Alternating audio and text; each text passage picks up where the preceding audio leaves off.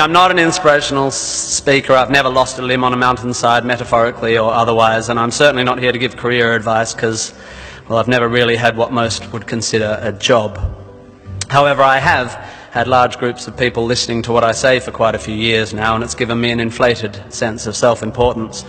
So I will now, at the ripe old age of 37.9, bestow upon you 9 life lessons. 1, you don't have to have a dream. Americans on talent shows always talk about their dreams. Fine, if you have something you've always wanted to do, dreamed of, like in your heart, go for it. After all, it's something to do with your time, chasing a dream. And if it's a big enough one, it'll take you most of your life to achieve, so by the time you get to it and are staring into the abyss of the meaninglessness of your achievement, you'll be almost dead, so it won't matter. I never really had one of these dreams, and so I advocate passionate dedication to the pursuit of short-term goals. Be micro-ambitious. Put your head down and work with pride on whatever is in front of you. You never know where you might end up. Just be aware the next worthy pursuit will probably appear in your periphery, which is why you should be careful of long-term dreams. If you focus too far in front of you, you won't see the shiny thing out the corner of your eye. 2, don't seek happiness. Happiness is like an orgasm. If you think about it too much, it goes away.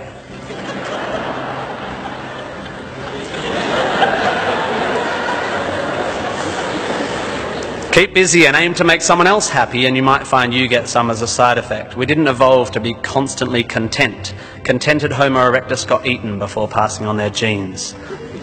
3, remember, it's all luck. You are lucky to be here. You are incalculably lucky to be born. Understanding that you can't truly take credit for your successes, nor truly blame others for their failures, will humble you and make you more compassionate. Empathy is intuitive, but is also something you can work on intellectually.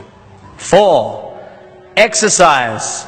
I'm sorry, you pasty, pale, smoking philosophy grads, arching your eyebrows into a Cartesian curve as you watch the human movement mob winding their way through the miniature traffic cones of their existence. You are wrong and they are right. Well, you're half right. You think, therefore you are, but also you jog, therefore you sleep, therefore you're not overwhelmed by existential angst. You can't be can't, and you don't want to be. Play a sport, do yoga, pump iron, run, whatever, but take care of your body. You're going to need it. Most of you mob are going to live to nearly 100, and even the poorest of you will achieve a level of wealth that most humans throughout history could not have dreamed of. And this long, luxurious life ahead of you is going to make you depressed. 5, be hard on your opinions. A famous bon mot asserts that opinions are like arseholes, and that everyone has one. There is great wisdom in this, but I would add that opinions differ significantly from arseholes, and that yours should be constantly and thoroughly examined.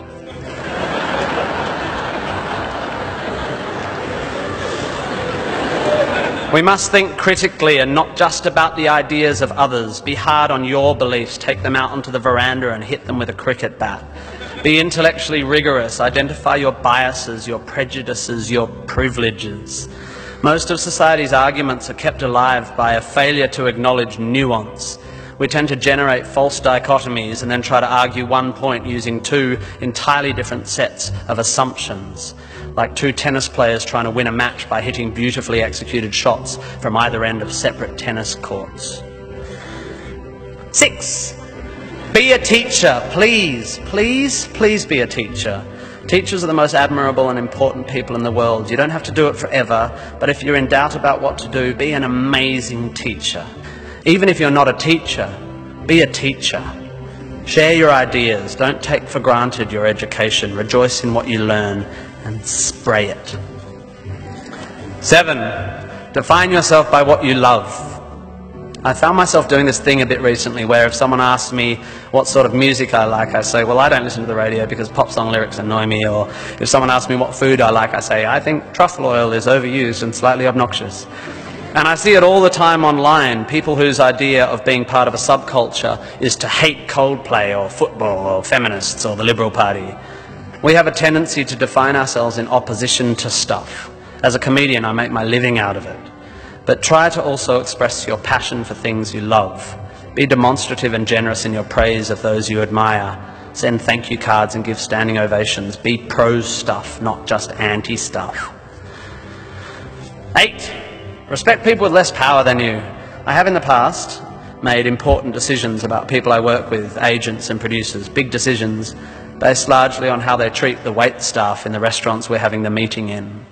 I don't care if you're the most powerful cat in the room, I will judge you on how you treat the least powerful. So there. 9, finally, don't rush. You don't need to already know what you're going to do with the rest of your life. Don't panic. You will soon be dead. Life will sometimes seem long and tough, and God, it's tiring. And you will sometimes be happy and sometimes sad, and then you'll be old, and then you'll be dead. There is only one sensible thing to do with this empty existence, and that is fill it. Not fill it, fill it. Life is best filled by learning as much as you can about as much as you can, taking pride in whatever you're doing, having compassion, sharing ideas, running, being enthusiastic. And then there's love and travel and wine and sex and art and kids and giving and mountain climbing, but you know all that stuff already. It's an incredibly exciting thing, this one meaningless life of yours. Good luck, and thank you for indulging me.